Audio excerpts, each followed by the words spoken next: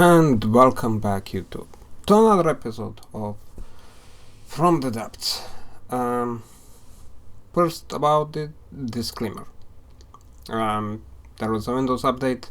It messed up with some of my devices, and as the end result, there is no, for the first part of the video, there is no background audio, unfortunately. It also means that I get to do post-narration rather than just talking while I'm building stuff. So that's that. Now, this also, however, means that I have to talk for about 40 minutes with no script or anything like that prepared, because why the hell would anyone do that? So if this turns out to be a complete mess of what I'm saying, well, there is a reason for it. Thank you, Microsoft.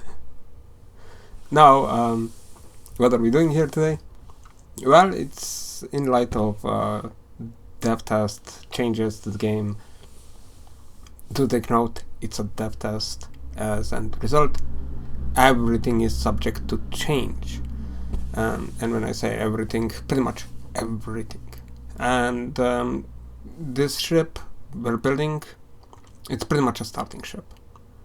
The rail from the previous season, it's still competent enough, but you know, I wanted something big, and I said in the last video that if I would have to restart the game again, I would most likely build something bigger. Now, you do get a lot of extra material, something like 300,000 material. Would I use it all? Well, I tried. I literally built Peggy, and she's 300,000 material volume vessel, and then she went and destroyed the deep water with no problems.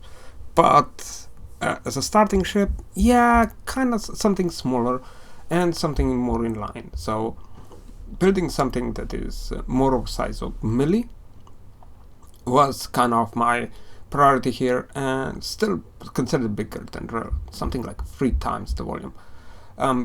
But not being, 300,000 material ship. Now, the game, of course, is leaning now toward bigger and bigger and bigger designs, to which I'm not really that enthusiastic about. It does make ships like this, especially late game, less viable, because those gigantic ships do, of course, carry an amount of power on them to delete one of these things at a whim, and making small ships kind of like making small aircraft at this point. I mean, it doesn't make it kind of does make sense, but at the same time their effectiveness questionable. And for a ship like this at the start, fighting the deep water guard, blowing them out, yeah, sure, it worked just fine. Did test it, it does work, but the deep water guard is the faction that so far took like the least amount of changes. There are some changes to them, like Atlas now has flak cannons. That's fun. Not which are kind of harmful. Do take note, flak cannons do not do a lot of damage to metal and stuff, but they are quite useful at taking out detection devices, to taking out weaponry out of the ship, etc, etc, etc. So they can be annoyance, dangerous, and not really. And this is pretty much it. We're gonna have to see, how well it does perform. On the other hand, Deepwater Guard, still kind of the same. Their ships are literally made of wood. Wood is not a great building material. I mean, I know a lot of people use it, but it can get destroyed really, really easily. Missile strikes of any kind, strong weaponry of any kind, would just destroy it immediately. And if you build stuff of wood, fine, I don't mind it, but I would recommend like a lot of repair bots on board, just to keep the ships afloat. The wood does have that advantage of being easy to repair, unlike metal. Metal is a bit harder to repair, but at the same time, it's completely immune to weaponry that doesn't do enough damage to it, like for example flak. So from that perspective, now do take note, the Deepwater Guard does have couple of dangerous ships, crime cannons and stuff like that can do extensive amount of damage relatively easy, relatively quickly, but those type of weapons tend to be a bit unreliable. Most of their missiles they use are small missiles, yet again not that dangerous to metallic vessels, even though in number small missiles do chew through wood really, really quick, so keep that in mind if building the starting ships. But yeah, otherwise, Deepwater Guard didn't change much, it's not that dangerous, and the bane to the Deepwater Guard is pretty much missiles. The wood does blow up pretty quickly, but hitting that wood, that's another issue, and in that respect, missiles tend to be like the most consistent one. Damage dealers. Guns can miss, crime cannons will miss, PC stuff will miss, lasers on a smaller vessel usually are not that effective, but missiles, even a singular missile is fairly accurate. It will often go after the target, especially if that target does not have any emitters. No, wait. Radar, sonar, flares, target simulators, or what not they're called already. I keep on forgetting this stuff. I'm gonna keep on forgetting it. And against those, Deepwater Guard does not have a lot of it. It does have some, but not large amounts of it. So, like, I built this ship, pretty much missiles are my primal weapon. 8 medium-sized missiles are actually perfect for the task. Now I do take certain advances with the missiles, like variable thruster, turning thruster, fins, a fuel tank, one ton, target prediction, the rest being explosives with an active radar seeker. And this is like a 6 blocks long medium-sized missile, and it does exceedingly well against the Deepwater Guard, exceedingly well against wood. And now, could I use fragmentation rather than explosive? Yeah, but fragmentation is kind of inconsistent, and when you're fighting stuff made out of wood,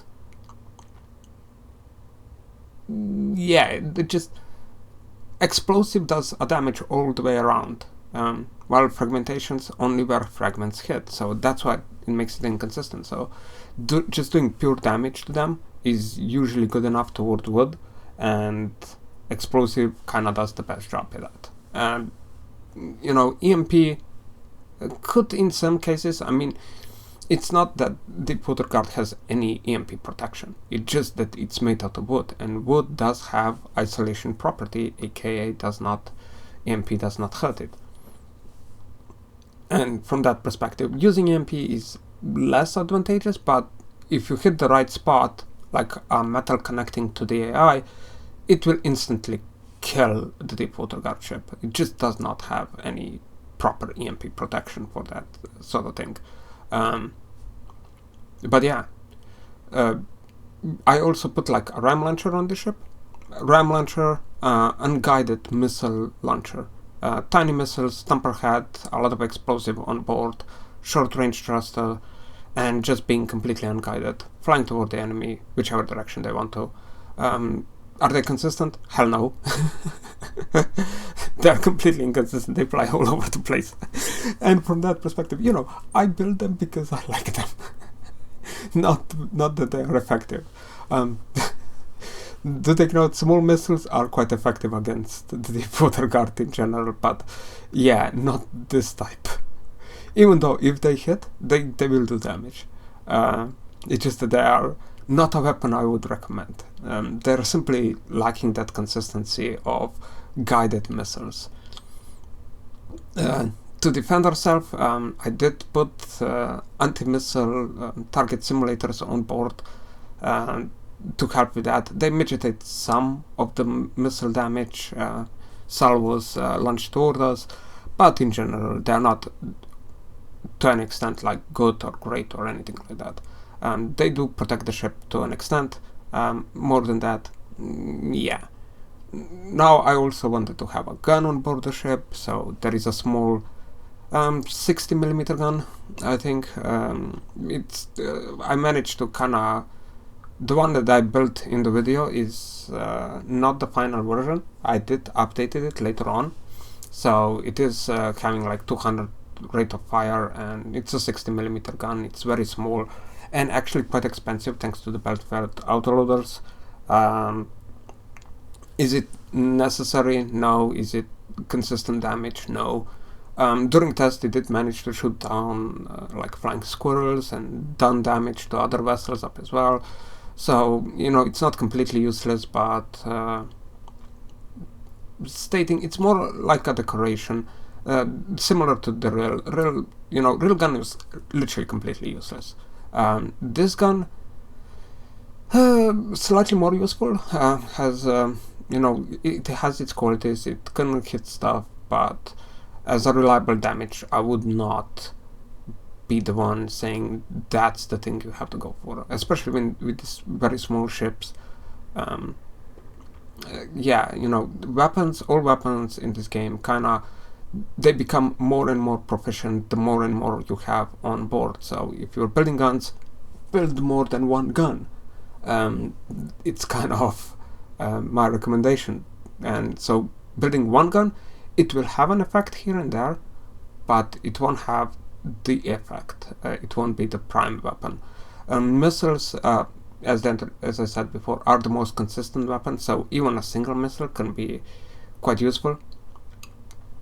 But, you know, guns, a single gun, yeah, it's gonna be inconsistent. Even very good, powerful guns, like rail guns that the Steel Striders are using right now, can be inconsistent at times. You know, if they start shooting at stuff that's no relevance to the enemy vessel, then they're gonna take their time killing it, whether or not you like it or not. I mean, you can player control it up as well, which I would consider slightly bit of a cheese. But yeah, it's something like missiles are useful in their quantities up as well. You know, it's missiles are the most consistent weapon and nothing else. Now, I did consider putting torpedoes, but by the time I finished this vessel, it was already 60,000 material before the material was added. So, and material storage is like 16,000 axle material, so building the entire ship and filling it up with material to allow it to drive around, I think it was 76,000 or so material in total. So it was already there where I was like making it more expensive than it makes sense. And do the torpedoes affect your fight against the Deepwater Guard that much? And the answer is no, not really. Deepwater Guard does have a lot of ships, does have a lot of flying craft, does not have that many submarines. There is one submarine and it's not that dangerous, so I'm not really feeling like it being necessary in that respect. Now, when you go against other factions like Onyx Watch with way more ships and only one flying vehicle, torpedoes become more viable, especially then later on you go against the Steel Striders that have a lot of submarines, forces. Lightning Hoods have submarine forces that are quite dangerous, so against those, upgrading the ship to carry torpedoes and anti-torpedo defenses will be something that one will need to think of. But against the Deepwater Guard, a ship like this, does it really need it? And the answer is no, not really. Just no. I mean, even though I do leave space on the ship for later on deck torpedoes or even under deck torpedoes to be fitted in hull torpedoes, pretty much. Now for how we build the ship, pretty much 2 layers, 1 alloy, 1 metal. As I said, metal can withstand quite a lot of strikes, like especially like small missiles or very small guns. Flak cannons usually don't do that much damage. Alloy is somewhat of the same, but has less HP, slightly less AP as well, armor class less, but it costs pretty much the same as metal does. So I use alloy pretty much just for keep the ship buoyant and floating. Now for the rest, I pretty much start with the heaviest thing on the ship. This is a very small ship. It will be affected a lot by how we balance it right off the bat. Now, with larger ships, I prefer to just forgo that and use active propulsion system to kind of keep the ship stable. But with smaller ships, and especially how easy the smaller ships can get damaged, I prefer to have a ship right off the bat being as stable as possible, and this ship does achieve that.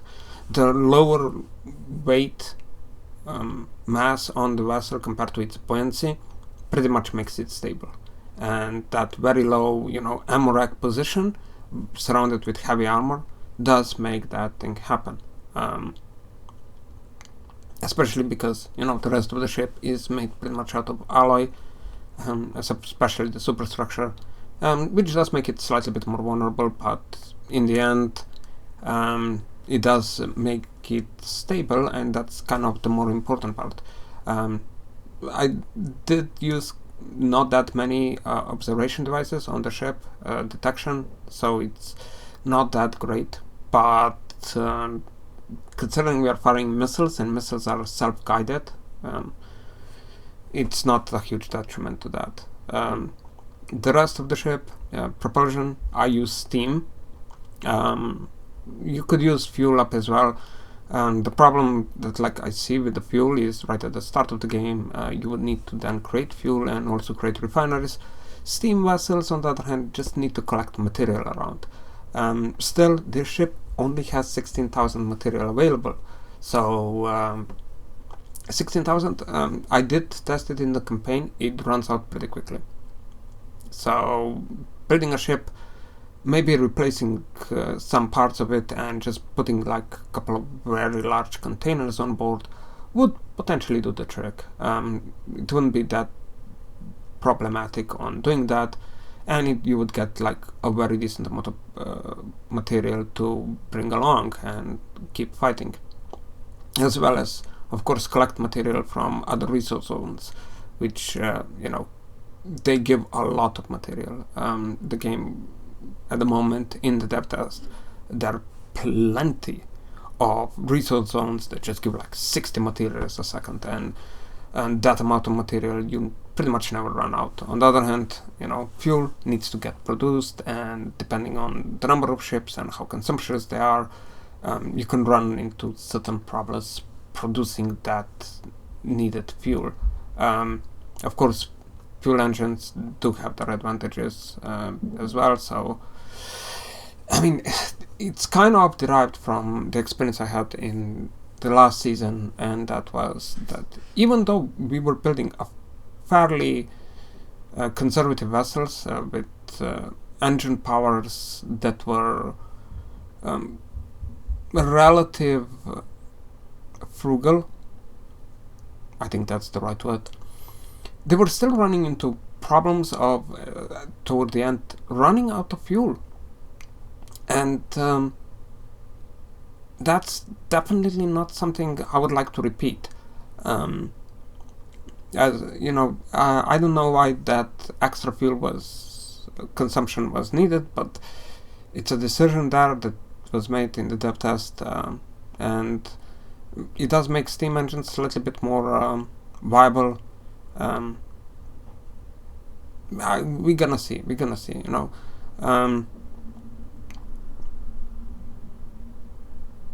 It does make the ship, steam engines do make the ship slightly bit faster, by not by much. It's literally if Millie, which is kind of the same ship, drives around at around 22-23 meters a second, this ship does kind of more stable 23-24 meters a second, so it's literally we gained 1 to 2 meters a second. On the other hand, I did try to shove more steam engines into this hull, into this ship, and it turned out that it was not that that much of an improvement. The ship gained like additional 2 to 3 meters a second, and I consider that to be not really worthwhile, especially not on the extra material being consumed in that respect. I mean, if you want to make the ship faster, you could.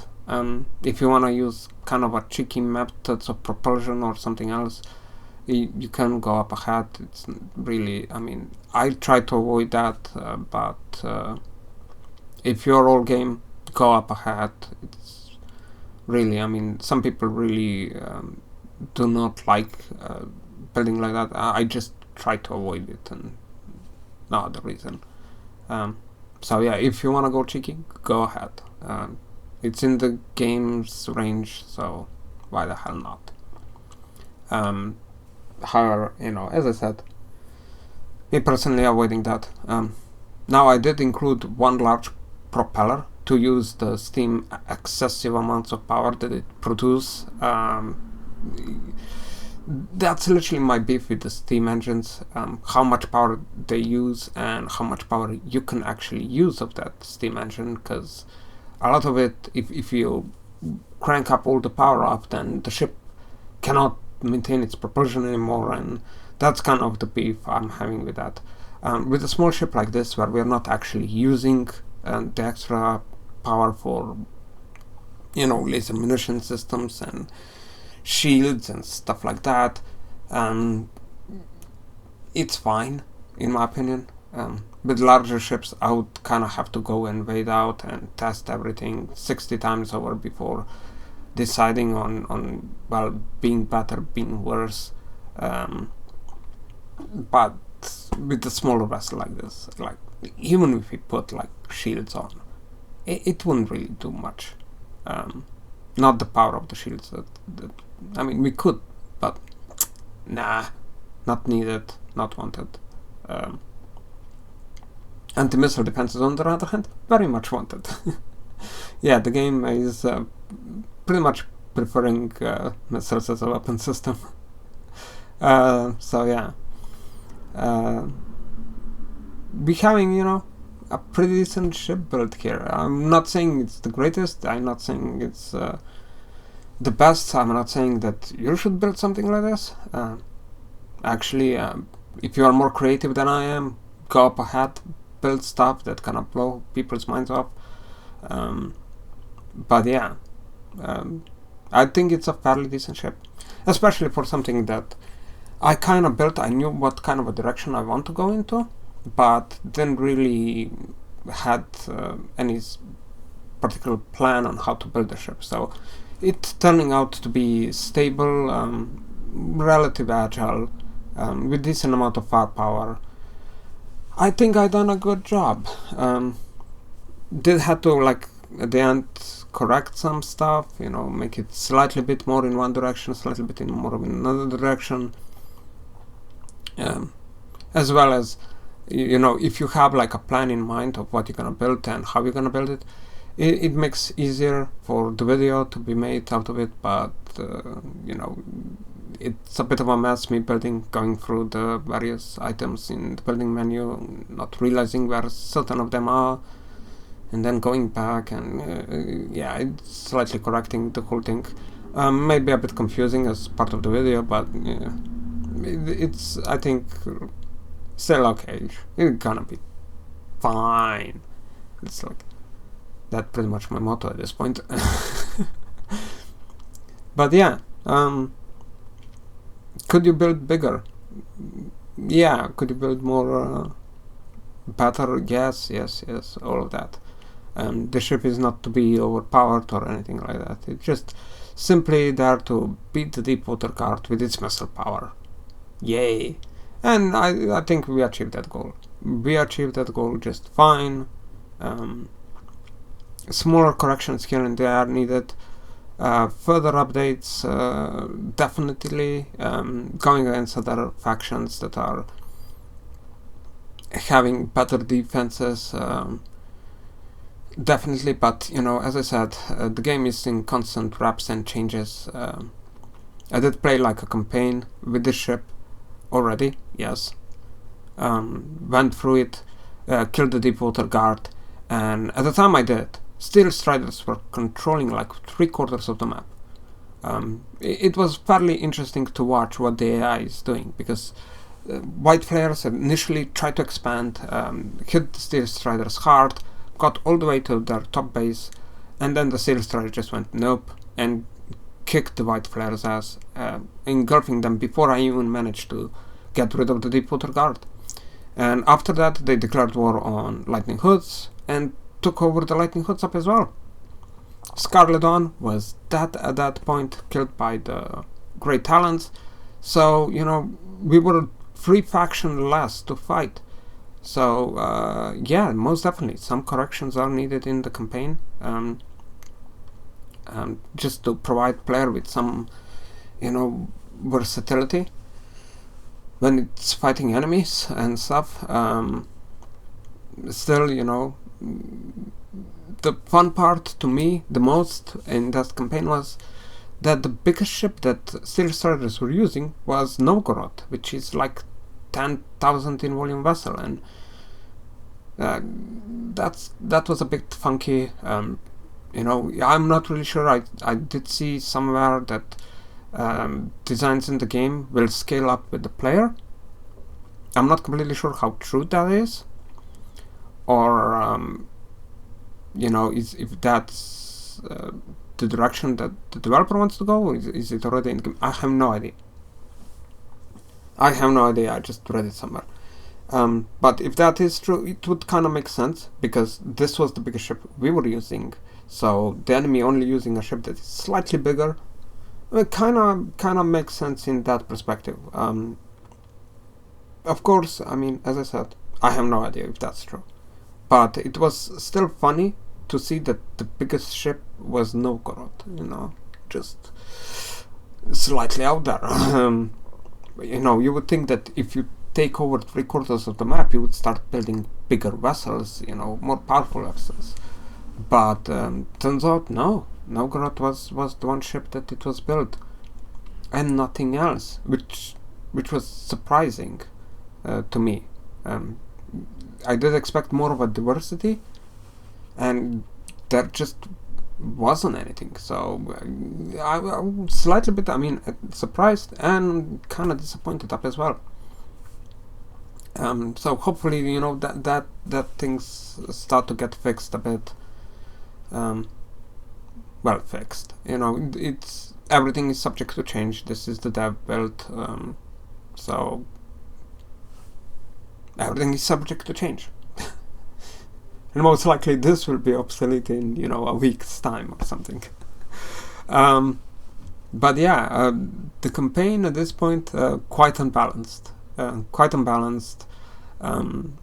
least when it comes down to factions in between struggle, I think that they should at least have more of a resistance to them, so that a single AI faction does not take a complete control over 3/4 of the map.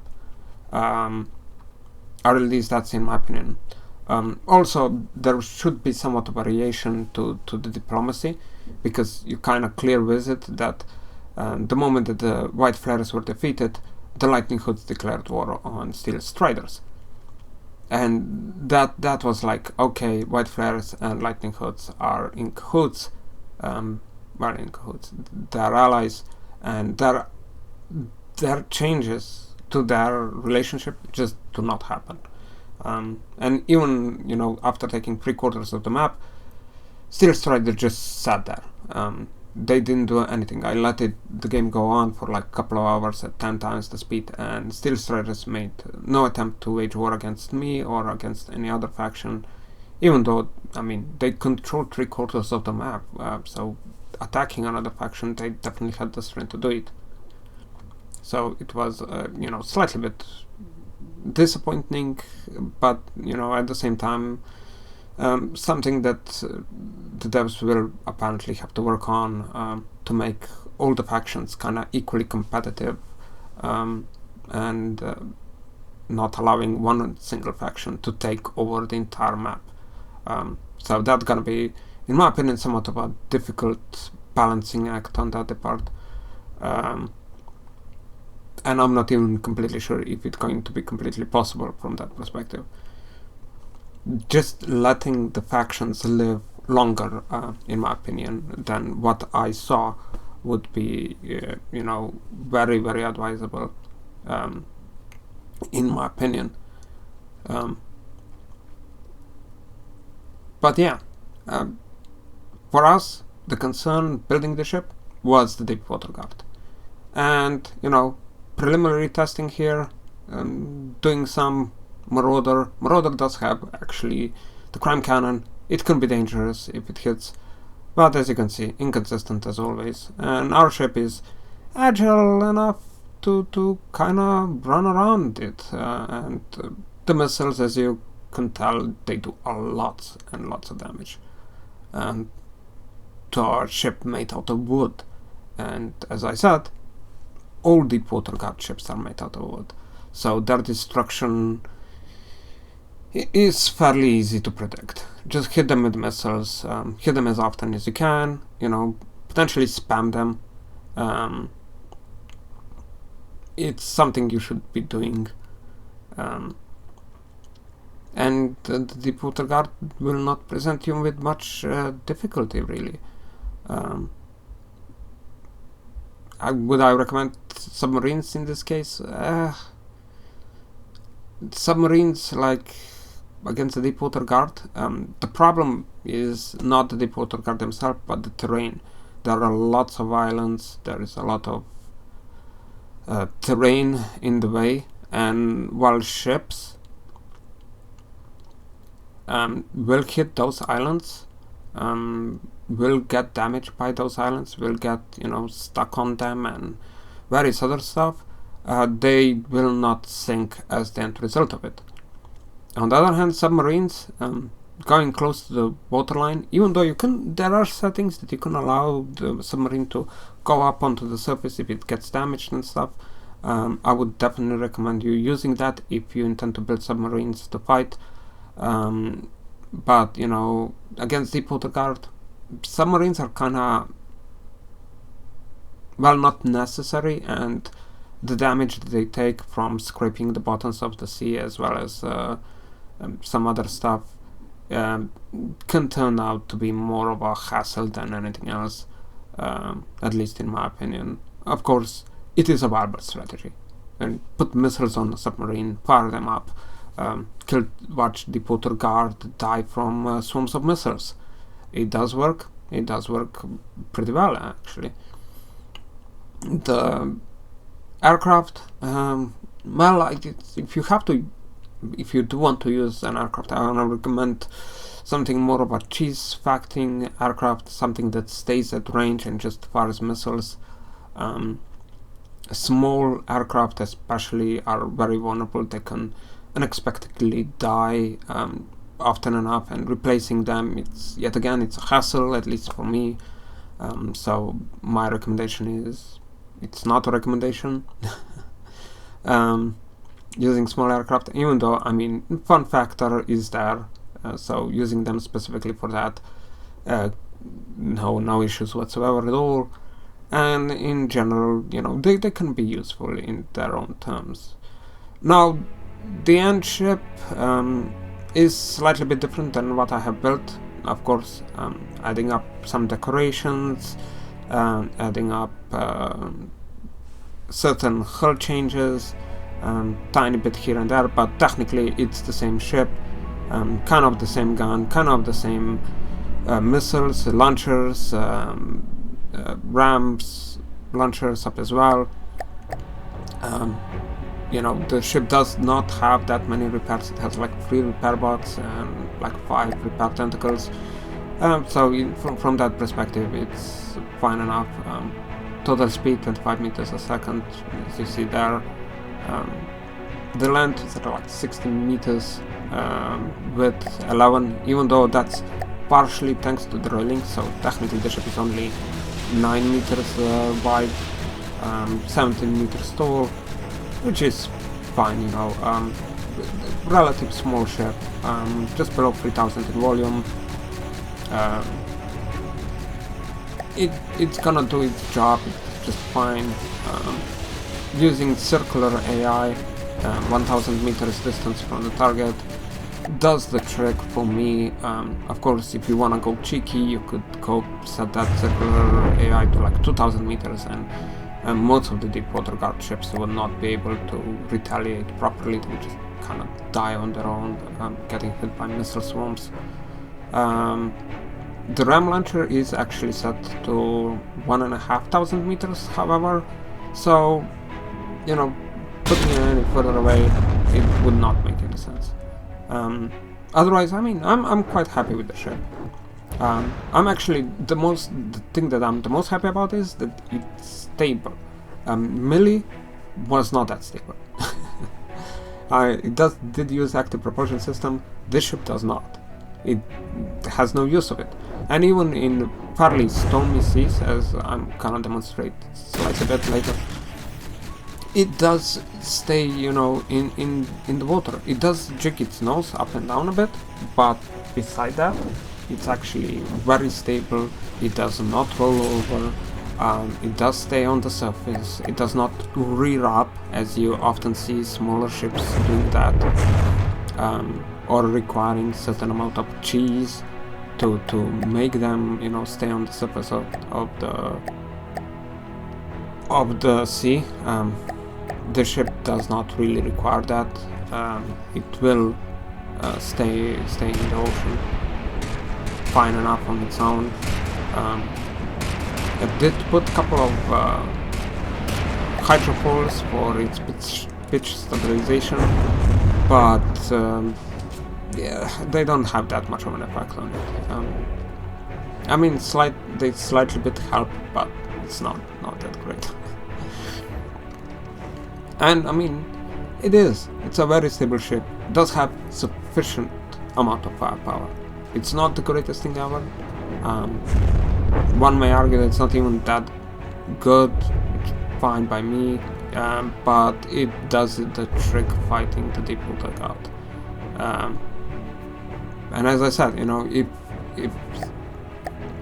if someone will build something better or bigger, you do have the material to do so at the start of the game. Absolute no problem.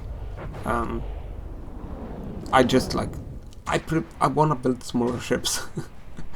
I do like them a bit more compared to some massive behemoths, and that just with their size they already destroyed the deep water guard.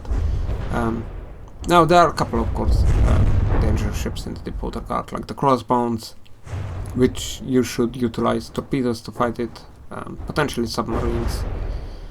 But other ships, like, I mean, the Kraken is still dangerous, even though not as much as it once was. Paddle gun can be potentially problematic, even though it blows up very easily. Missiles hit it, destroys it. Flying squirrels. Well, yeah, no, they're not dangerous. The only thing you need to do is have some missile defenses on board, and flying squirrels will miss your ships like 90% of the time, will do no damage. So yeah, and shooting them down, well, missiles do that commendably enough. As you can see, they do shoot them down fairly easily. The gun, from time to time, does manage to shoot one of the flying squirrels down up as well. As you can see there, that was a gun hit. So yeah, when it comes down to environment, yeah, we're gonna hit islands. Islands are gonna be our biggest bane. Did see that when I was kinda testing the ship in the campaign up as well. Islands and other friendly ships. It's just something that the game has still struggles to do, trying to avoid ships-to-ship rammings. But otherwise, yeah, this ship does not have that much problems dealing with its environment. well, islands and stuff. But yeah, as you can see here, switching here to really tall waves, and yeah, the ship did slow down for God knows what reasons, and I'm trying to make it faster by spawning in more enemies. It does not work. I have no idea why the AI sometimes just decides to go 10 meters a second for no particularly good reason, but yeah, the ship is still stable. It's sitting on the water. Actually, the propulsion is slightly above the mass point, which does push the ship downwards when it goes over the waves, and that does help it maintain its stability pretty well. One may note, it does, however, manage to dunk its nose into the waves sometimes a bit hard, disabling the gun a little bit when it comes down to it, but missiles are the prime weapons of this ship, and they can still fire, they can still fight. In general, I think we made a successful vessel. How successful, how far into the game it will go, oh well, I don't know. I really don't know. As I said, the dev test does favor larger and larger vessels at this point, and I'm not really sure how far we're gonna get with something as small as this. Potentially pretty far, even though I have to consider it gonna need certain updates, certain torpedo additions, anti-torpedo fighting capabilities, etc, etc. But we're gonna have to, cut it as we see fit. And pretty much this is gonna be the end of the video. And well, see ya.